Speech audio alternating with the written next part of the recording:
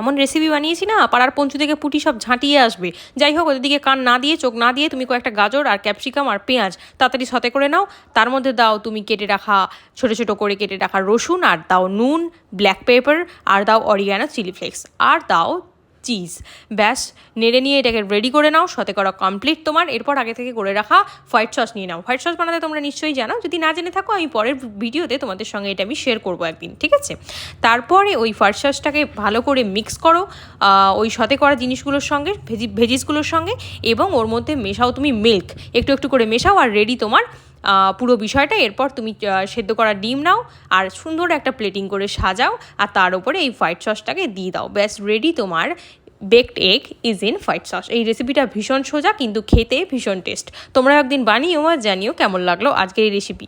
পুটি আর পঞ্চুকে একদম কিন্তু দেবে না, ঠিক আছে? ওদেরকে শুধু দেখাও আর লোভ দাও।